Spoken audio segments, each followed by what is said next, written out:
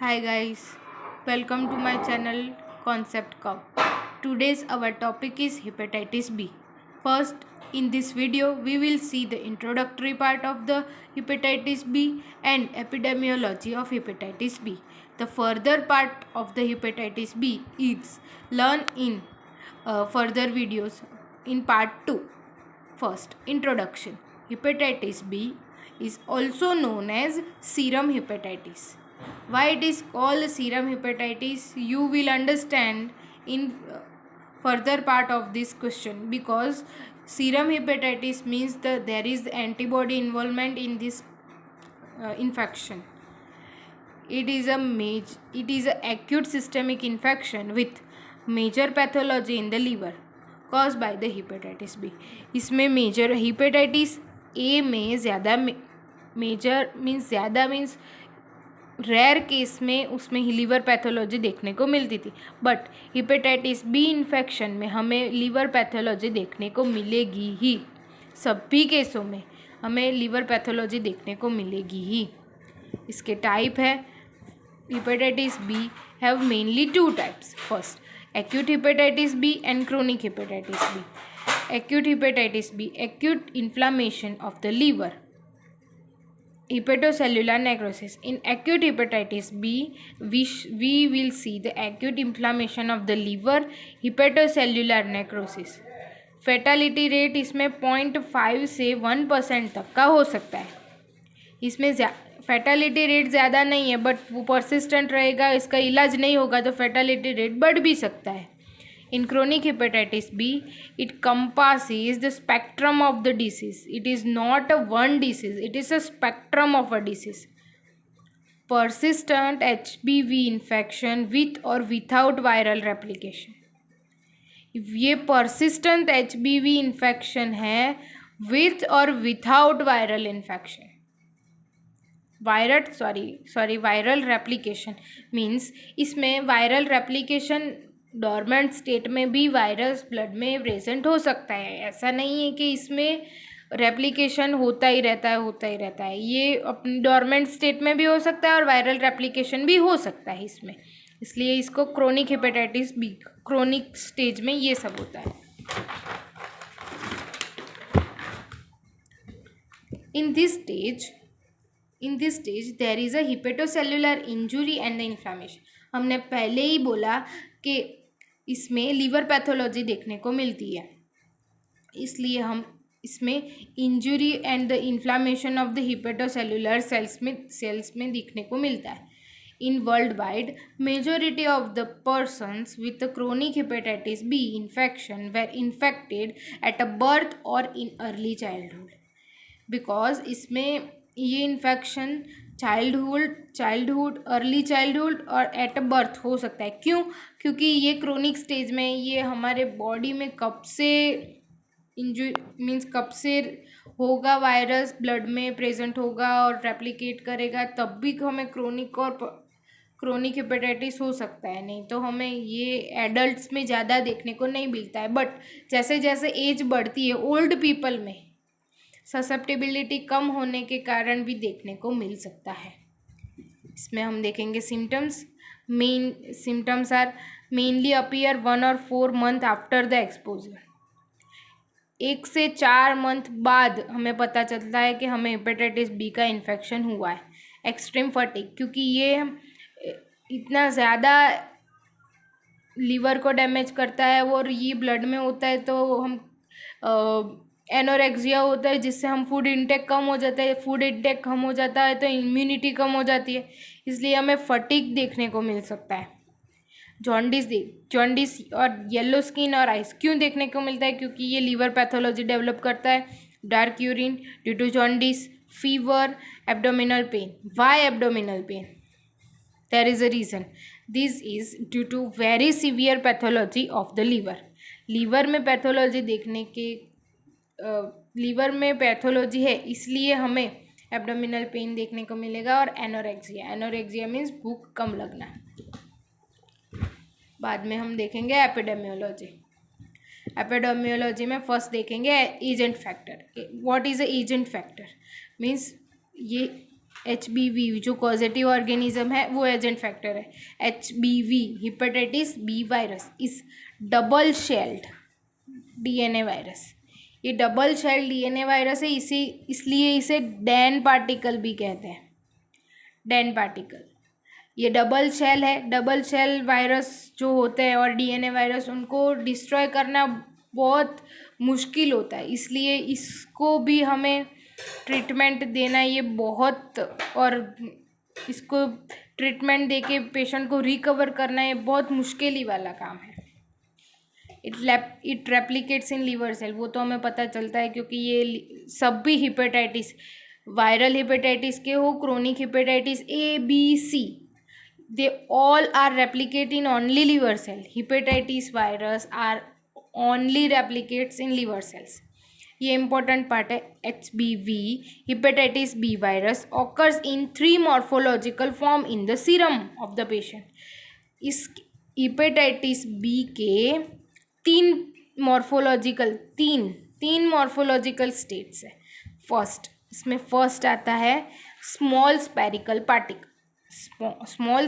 Particle. उसका average diameter 22 nanometre से कम भी हो सकता है. वो इंडिविजुअली प्रेजेंट होते हैं सीरम में. This particles are antigenic and stimulate production of surface antibody. Surface antibody को हम HBsAg हमने आगे पढ़ा था सरफेस एंटीबॉडीज़ को, इसको HBsAg कहते हैं. ये प्रेजेंट हो सकता है क्योंकि ये HBV वायरस इस स्टिम्युलेट करता है सरफेस एंटीबॉडी के प्रोडक्शन को. सेकेंड इज, हम ये याद रखना, ये थर्ड पार्ट है डैन पार्टिकल वाले, उसमें ये नोट है ना, उसमें हमें काम आएगा, इससे को रिलेट कर सकते हैं. Second is tubules varying in length and diameter. ये डायमीटर और लेंथ में वेरी हो सकती है इसमें. Third is Dane particle. Diameter is 22 nanometre and constitute in a bulk. हमने ये देखा स्मॉल स्पेरिकल पार्टिकल्स, इसका डायमीटर भी और डैन पार्टिकल का डायमीटर सेम है, बट ये ऐसा नहीं बोला है कि इसमें ये पार्टिकल बल्क में होते हैं या इंडिविजुअली होते हैं, बट इसमें स्पेसिफिक दिया है ये कंसिस्ट्यूट इन बल्क में देखने को मिलता है. नोट, ये नोट इज़ वेरी इम्पोर्टेंट. ये इसका वो जो इम्पोर्टेंट पार्ट बोलते हैं क्वेश्चन का, ये लाइन होएगी तो एग्जामिनर अपना आपका पेपर चेक करते वक्त ये लाइन देखेगा तो नहीं, बच्चे को पता है कि क्या लिखना है. All the 3 morphological forms only the Dane particle consider as infection. ये ऊपर के दो देखे हमने, स्मॉल स्पेरिकल पार्टिकल और ट्यूब्यूल्स, इसमें से ये नोट ऐसा कह रही है कि 3 मॉर्फोलॉजिकल फॉर्म में से only a Dane particle considered as a infection. Dane particle को ही कंसिडर किया जाता है इन्फेक्शन से. दूसरी भी नोट है. All the 3 morphological form only the DAN particle is considered infection. The other circulating morphological forms are not infectious. ये नोट हमें याद ही रखना पड़ेगा, और ये नोट हमें क्वेश्चन में, जब हम यूनिवर्सिटी के क्वेश्चन में लिखते हैं तभी हमें ये हाईलाइट करके लिखना है. ये पॉइंट हमें हाईलाइट करके लिखना है कि only the DAN particle is infectious, not other circulating morphological form of the infections, as in other morphological form of the hepatitis B is not infectious. Reservoir of infection. Man is the only reservoir. ये man hepatitis में man ही reservoir है, only reservoir. Persistent carrier state been defined as presence of HBs with or without co-current HBeAg for more than 6 months। ये समझने के लिए हमें आगे वाला समझना पड़ेगा। हमने यहाँ बोला कि स्मॉल स्पेरिकल पार्टिकल्स ये सरफेस एंटीबॉडी के प्रोडक्शन को स्टिम्युलेट करते हैं। इसलिए आगे भी है, आगे हमने देखा उसमें ऐसा बोलता है कि ये रेप्लिकेशन होना ज़रूरी नहीं है। परसिस्टेंट, ये लिखा है इसमें कि परसिस्टेंस HBV इन्फेक्शन विथ और without viral replication. Viral replication भी हो सकता है, नहीं भी हो सकता है। इसके मुताबिक हमें ये लाइन पता चलेगा कि क्या कहना चाहता है। Persistent carrier state has been defined as presence of HBS। HBS का मतलब होता है सरफेस एंटीबॉडीज।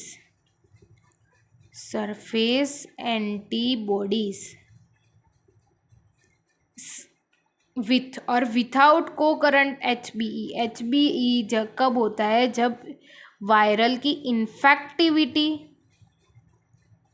रेप्लिकेट स्टेट में रेप्लिकेशन ऑफ वायरस होता है, तब हमें ब्लड में HBeAg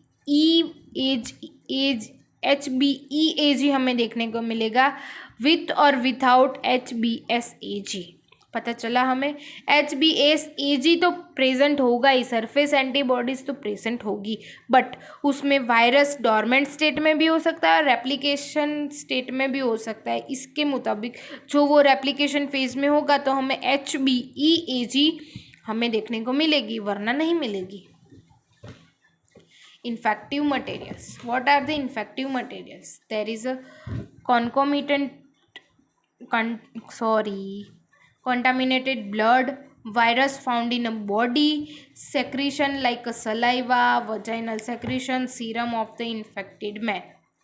These all are very infective material. If someone who do not have any infection but her immunity is low, they are susceptible to infection, that when this type of peoples are contact with the contaminated blood, virus found in a body, वो हो ही सकता है, eight a birth भी हो सकता है उसको। secretions like a saliva, vaginal secretion, semen infected, उसके जो कांटेक्ट में आएगा उसको हेपेटाइटिस बी होगा। Then we will see the resistance. ये वायरस का बहुत सारा रेजिस्टेंस है। ये quite stable and capable of the surviving at least 7 days। 7 days के लिए ये एनवायरनमेंट में स्टेबल रह सकता है, कैपेबल रह सकता है, जिंदा रह सकता है। मीन्स वायरस जिंदा नहीं है, तो मीन्स इन्फेक्टिव हो सकता है 7 दिन तक। Readily destroy by the hypochlorite. हमने हेपेटाइटिस ए वायरस में देखा था कि वो क्लोरीनेशन से वो डिस्ट्रॉय नहीं होता है, इसलिए ये क्लोरीनेशन से डिस्ट्रॉय हो सकता है, हाइपोक्लोरिनेशन से, बट हेपेटाइटिस ए नहीं होता है। वो बॉइलिंग से 5-6 मिनट तक हमें वाटर बॉईल करना है, बाद में ही वो डिसेबल होगा और वो इन्फेक्शन नहीं कर पाएगा। Also by the heat sterilisation, हमने देखा था हेपेटाइटिस ए में भी हीट स्टेरिलाइजेशन था, और autoclave for 30 to 60 minutes। You can imagine that what a strength of this double layer Dane particle of the HBV, what a strength. ये इतनी autoclave में इतनी गर्मी में भी 30 से 60 मिनट तक सर्वाइव कर सकता है। वायरल एक्सक्रीशन और पीरियड ऑफ कम्युनिकेबिलिटी, उसका मतलब होता है कि वो कब तक वो इन्फेक्शन कर सकता है। A month before jaundice appear in acute phase of the disease. एक जॉन्डिस जब हमें अपीयर होता है उससे 1 month पहले, और occasionally year in a chronic carrier और until disappearance of the HBS and appearance of the surface antibody. HBS कब दिखता है? HBs HG हमें कब दिखने को मिलता है? जब एक्यूट फेज हो, एक्यूट फेज हो, हमने देखा वो स्मॉल पार्टिकल्स थे, स्मॉल पार्टिकल्स वो HbSAg के प्रोडक्शन को इंक्रीज करते हैं। इसलिए हमें ये, जब हमें disappearance of the surface antigen होगा और appearance of the surface antibody मिलेगा, तब हम मानेंगे कि इन्फेक्शन हील हो गया है पेशेंट। अगले पार्ट में हम इसका वो जो चार्ट होते हैं वो हम पढ़ेंगे और उनको समझने का प्रयत्न करेंगे, और उसके बाद में हम ट्रीटमेंट और उसमें जाएंगे। Thank you for watching my channel and this video.